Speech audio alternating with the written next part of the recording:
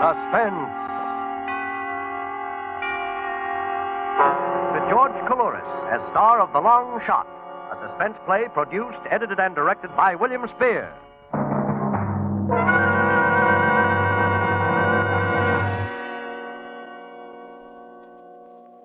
The one thing that puzzles me, Raymond, is how in the world a man of your intelligence could expect to get away with it. Oh, you haven't heard the whole story. Yeah? Well, come on, let's have it. You got your book, Miss Andrews? Yes, sir. Okay, Raymond, okay. Start from the beginning. You know, of course, that anything you say... Oh, what difference does it make if you found the body? Nothing I can say now is going to matter one way or another. Well? Yes, I admit it was a long shot. But if you followed the horses as long as I have, you know that once in a while a long shot pays off. When it does, it pays plenty. Just like this one would have if it hadn't been for a smart Nevada cop. Smart Nevada cop? Oh, I don't understand. Let him talk. Okay. Go on, Raymond. Thanks. Seems a year. But I guess it's only 10 days since I was sitting in the Astor lobby in New York. I'd had a terrible run of luck at the tracks. Started out the season with $2,000 and ended up with 28 cents. I was desperate. Hey, give me one. There you are, mister. Thank you. Paper, get your... I don't know why, but I found myself absent-mindedly looking through the classified section. All of a sudden, a small black square in the help wanted column seemed to come up and hit me right in the eye. Englishman will pay $150 in expenses to fellow countryman, preferably Londoner, in return for services as driver and traveling companion on automobile trip to San Francisco. There was a phone number and an address on 76th Street.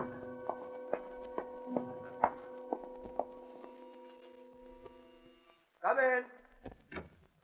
Oh, excuse me a moment, old chap. I'm on the phone. Hello? You say you're from Devonshire. Yes, I understand. Tell me, have you spent much time in London? Oh. Well, frankly, I'd much prefer a Londoner. Towns are sort of fiendish with me, you understand. Yes, I'd probably bore you to death. However, if nothing else turns up, I'll call you. Righto. Oh, step inside, please. Thank you. You've come about the advertisement, I presume? Yes. Oh, have a chair. Thanks. You know, I couldn't help overhearing your conversation. Yes. Been plagued all day, not a prospect in the lot. Now, what about you? Well, my name's Kelly Raymond, born in London, in Vigo Lane, just off St. James's Square, August 18th, 1902. I know the town like the inside of my hat. Really? You're not making this up. Oh, no, of course not. How long did you live there? 30 years. Vigo Lane. I'm not sure I know it. Oh, I suppose Vigo Street is the proper name. It turns right off Sackville and runs a few squares before it crosses Regent Street. Yes. Of course, I place it now. Well, Raymond, you seem to be a bit of all right. Tell me, why would you like to drive with me to San Francisco? Are you at all interested in horse racing, Mr. Sorry, old boy, my name is Hendricks. Walker Hendricks. No, I can't say that I am particularly.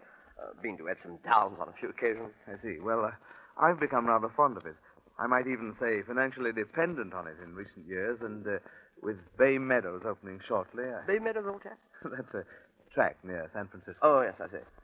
Perhaps you wondered about my advertisement. Well, it was a bit unusual. Yes. Well, fact is, I'm extremely depressed with Americans, frankly. Never would have come here if it hadn't been for urgent business in San Francisco. Naturally, I couldn't bear the prospect of making the trip alone. I hope to find a fellow Britisher in the same predicament. Oh, excuse me a moment, old chap. Yes. Hello. Oh, yes. Well, I'm frightfully sorry, but I've just engaged a man.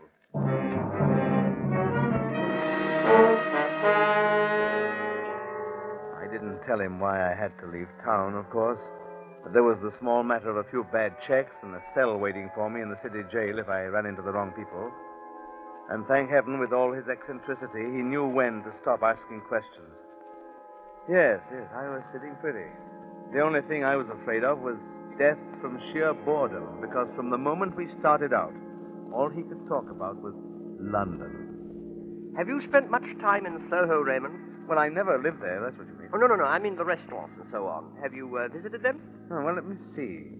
There's the Moroccan. Oh, no. What was it? The Algerian Cafe in Dean Street. Oh, quite right. The Algerian in Dean Street, yes. Isn't that the place where they sell the wonderful coffee in the little brown packages? Yes.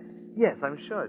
There's a big Frenchwoman there that we used to call Madame. Oh, quite. I recall her now. Do you remember the sign on the wall behind the counter? Let me see. It's something about anyone caught gambling or playing for money will be kicked into the gutter and not picked up again. Oh, yes. Dashed amusing, wasn't it? As a matter of fact, I remember her clearly now. Yes, I saw her there only a short time ago. Oh, it seems to me she died, didn't she? Was that a fact? Oh, you probably met her daughter. Oh. Slow down a bit, will you? There's a sign. Cleveland, 12 miles. Oh, well, we'll spend the night there, I think. Oh, good idea. Let's see. Oh, yes, we were talking about Soho.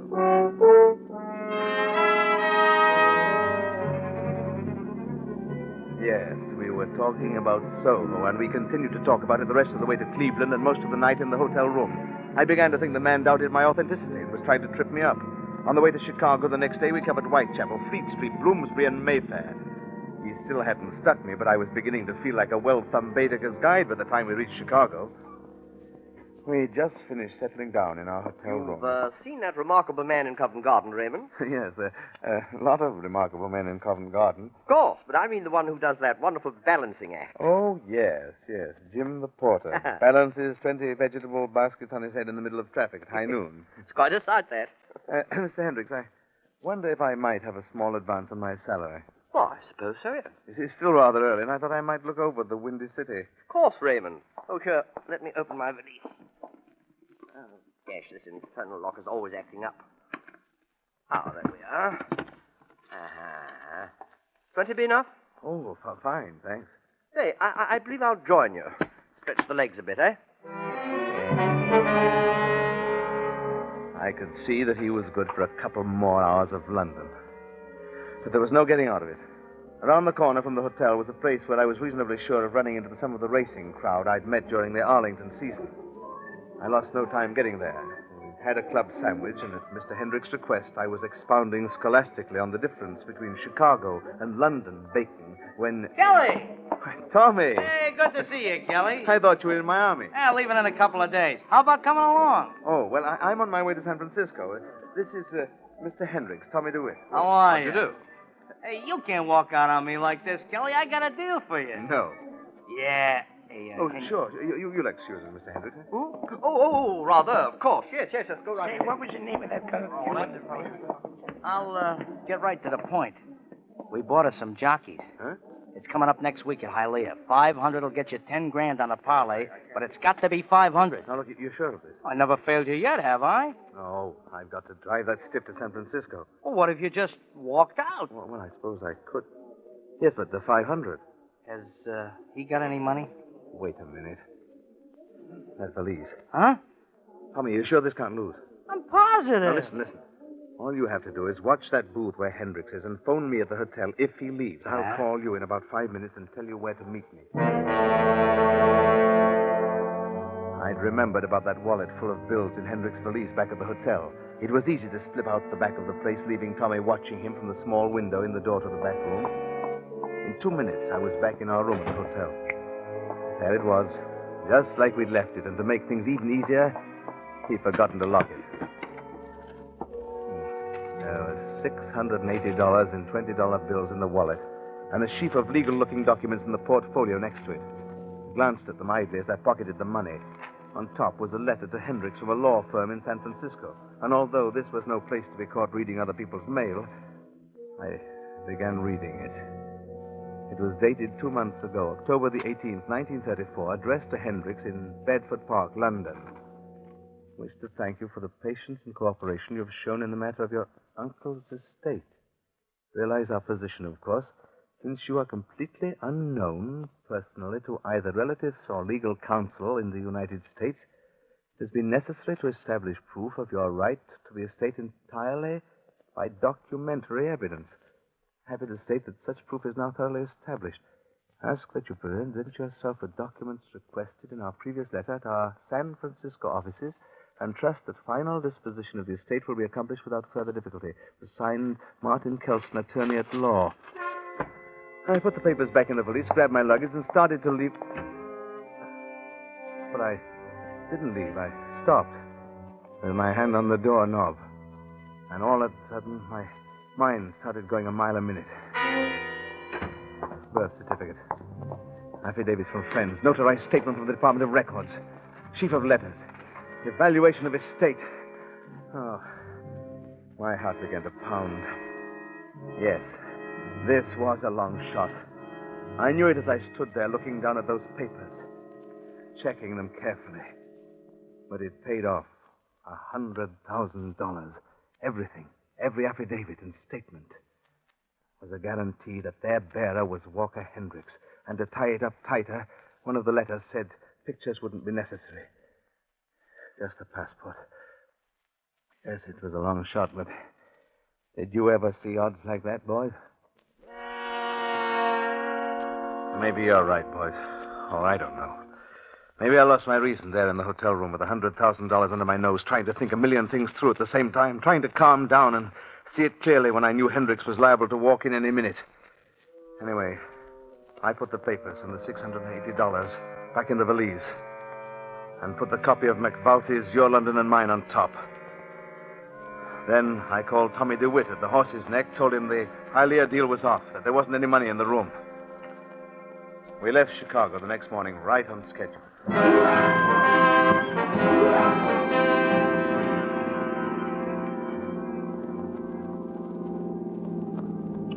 Omaha, 6 miles. Expect we'd better stay there tonight, eh? Oh, you were saying you know the George Inn, Raymond? Yes, you know, it's not in London proper. It's in Southwark, on the other side of the river. Oh, yes, I believe you're right at that. What would you give for some of their jugged hair or their bubbling squeak? It's a rare old inn, the George. I couldn't see a leak anywhere. All I had to do was pick the right time and place. He looked 45, but according to the birth certificate, he was only a year older than I, and you can't tell how old a man looks by the way he writes a letter. Yes, I thought of the handwriting, too. Made traces of the signatures on the letters and practiced on them every minute I was alone. The Cock in Fleet Street. Ever been there, Raymond? Ever been to the Cock? What? The Cock? Yes. Oh, yes, at Fleet Street. I used to go there with a friend of mine, a reporter on the Times. It seems there was a waitress there that he was quite fond of, much to the dismay of his parents.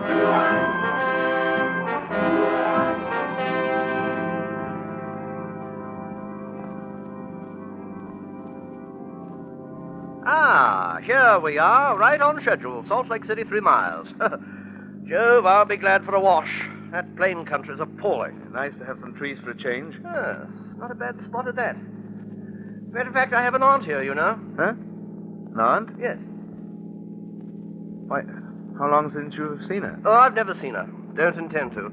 She's a sister of my mother's, a Marguerite Stoddard. Thoroughly Americanized, I understand, and probably a crashing bore. But really, old man, aren't you going to look up your dear old aunt now that you're right here in Salt Lake? No, definitely not. Definitely not.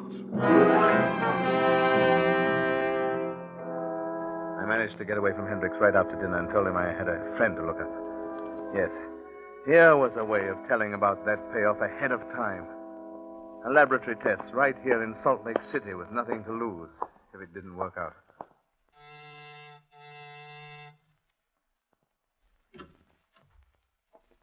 How do you do? How do you do? Are you Mrs. Margaret Stoddard? Yes. I'm Walker Hendricks. Oh, I can't believe it. May I come in? Yes, of course. I'm a little... you must excuse me. I understand, Aunt Margaret. You know, I was so hoping it would be you. I found your address in the phone book, you know. Please make yourself comfortable. I'll fix some tea. Oh, no, I just finished dinner. Please let me. I'll only be a minute, and somehow I can talk much better over a cup of tea. Very well. I give in. You're a pleasant surprise, Walker. Thanks. I'd expected you'd be a little more like... Like what? Oh, perhaps I'd better not mention it. Oh, please do. You know, I think it's time we talk these things over. You'll never know how much your Uncle Gerald regretted what he did. Oh, you mean the will? Oh, of course not. Long before that. Oh. Cecily never told you, I suppose. No. Oh, no. She never told me. Your mother was so hurt, it's no wonder. If they could only have understood each other better. But she and your Uncle Gerald were as 2 peas in a pod, Walker. Neither would give in an inch. You know, Aunt, she never mentioned her family. No, I suppose she wouldn't. After all, she loved your father, and Gerald hated him. Mm-hmm. And so she left. Yes. Of course, you naturally don't know all these things. No, naturally. I know Gerald would be the last to admit it, but I'm sure the will was his stubborn way of giving in to her. Well, perhaps. I'm sure of it. And since I've met you, Walker, I'm happier than ever it worked out this way. And now that there's nothing any of us can do for your poor mother and father. Oh, but I was going to fix tea, wasn't I? You just make yourself comfortable. I'll be right back.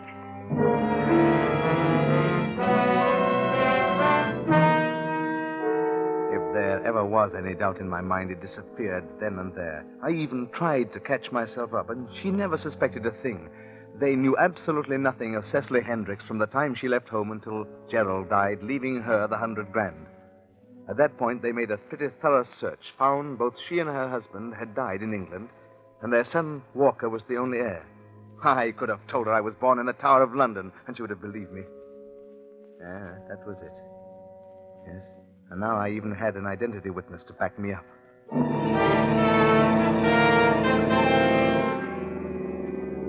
It's 521 miles from Salt Lake to Reno, but I convinced Hendricks we could make it before stopping. I had a special reason. We had to hit the desolate section of Middle Nevada about midnight.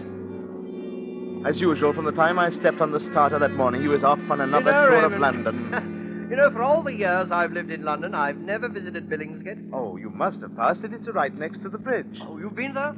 You know, there's hardly a spot in London where I haven't been. If you like fish, you'd be interested. Otherwise, I wouldn't recommend it. Oh, really? Oh, fascinating district around there, though. When you get right down to it, killing a man's a pretty tough job. Oh, yes. Even when it's as perfect as this was going to be. So for once, I was so thankful for London. It gave us something to talk about, and there was so much on my mind that I might have given myself away in silence. So I prattled on like a phonograph. Yes. I used to go down there as a boy to watch the Dutch eel-boats put in and out of the harbor. I never heard of a Dutch eel-boat. Well, I expect most Londoners haven't. You know, amazing thing about that town, it seems that the greenest tourist knows more about it than the Londoners themselves. I'd say you've done rather well, boy. Well, you know, I've been on my own since I was 14. Now, take yourself, for example. 10 to 1, you've never been in Petticoat Lane. Perfectly marvelous place. Regular Oriental bazaar, right in the heart of the city. Is that a fact? Japs, Chinese, Malayans, everybody shouting at once and selling something different. Oh. That's rather near Hangman's Dock, isn't it? Yes. Catch that sign, will you? Oh, very well. Slow down a bit. Wendover, Oasis, Wells. Oh, yes, Elko, 3 miles. By the way, Raymond, don't you think it might be wiser to spend the night here? I thought we decided... Well, yes, I know, but I've been thinking it's rather a long go to Reno. Well, you can doze in the car, you know. Yes, but why? We've got lots of time. Look, here's what we'll do. Make Reno tonight and take a little extra jaunt around Lake Tahoe tomorrow. Oh. And we won't lose a bit of time, and I'll promise you that it'll take your breath away. How's that? Well... Now, we'll have a quick bite in Elko and move right on. It's only a few hours. Oh, very well. Although, frankly, Raymond, I'm enjoying this reminiscing so much, I hate to cut the trip short. Oh, good. Well, that's decided then, eh?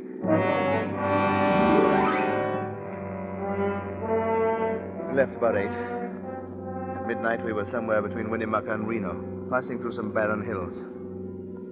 I knew the time had come, and my hands began to shake so much that I had to grab the wheel with both of them. I felt beneath the cushion for the wrench. It was still there. Finally, I held my breath and pulled over on the shoulder. Oh, I say. Oh, what were we stopping for? Look, over there against that cliff. Where? Oh! All over. He never knew what hit him. I turned out the lights of the car and pulled the body out on the right-hand side. We hadn't passed a car for hours, so I wasn't worried much about being seen. He was heavy, pretty heavy. But I managed to carry him over my shoulder as I walked off into the brush. There was a small cave on one side of the ravine. I shoved the body in, rolled a large rock over the opening. Started a small landslide which completely covered the hole. Nobody could possibly find it. Clouds came back across the moon again, and I got a bit off in my direction because I ended up on the highway at the top of a rise some distance ahead of the car.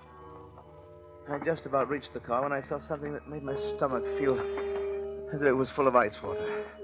For there, behind my car, was another one with a seal on the door. The seal of the Nevada State Police. There was nobody in the car. The officer must have been wandering around looking for the driver of my car. I lifted the hood of the engine and knocked the battery cable off one of the terminals. And then I waited for a year there in the silence. And then I almost cried out in relief. The officer appeared from the other side of the highway. Hey there! What's the trouble? I don't know, officer. He just went dead on me. Having a look up the road when you arrived. Yeah, we usually check on stalled cars on this stretch. You say she went dead on you? Yes, the lights went out. The motor just died. The lights went out, huh? You, been under the hood? I wouldn't do much good, I'm afraid. I'm pretty green at that sort of thing. Now, let's have a look. Fine. Yeah. All right. Get the flashlight on. Oh, your battery cable's jarred loose, brother. Got a wrench? Yes. Yeah. Right handy, huh? All right. There you are. Say, try her now. You know, that looked pretty simple. Yeah, it was.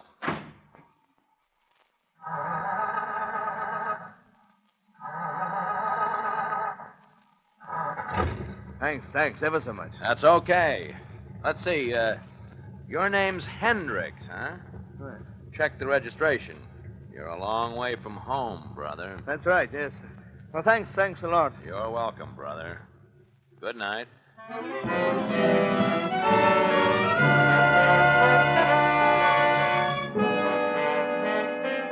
was sure he knew nothing. Too sure, I guess. I had the passport faked here in San Francisco, complete with picture and a perfect imitation of an English visa. I was all set.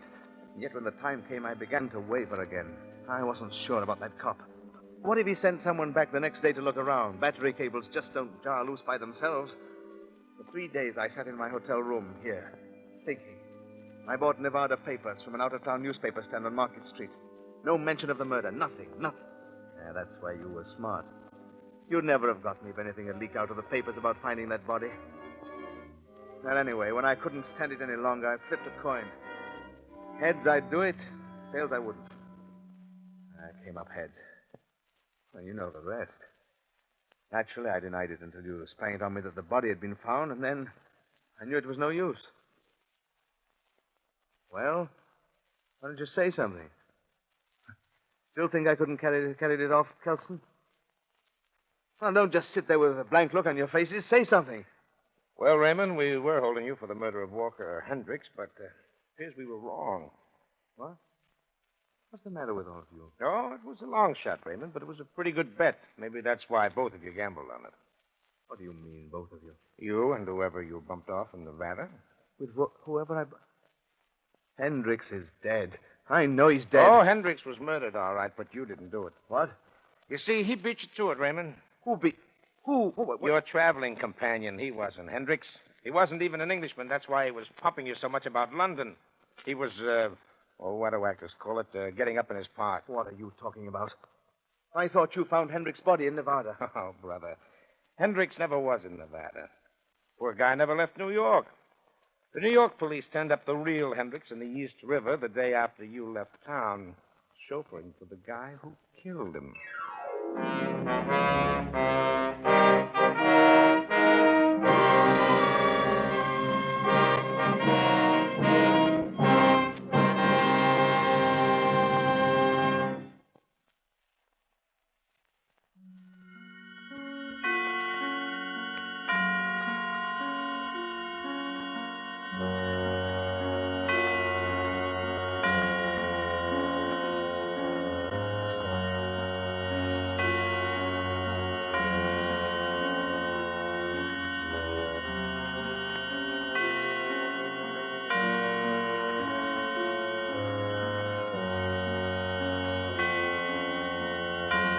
This is the Armed Forces Radio Service.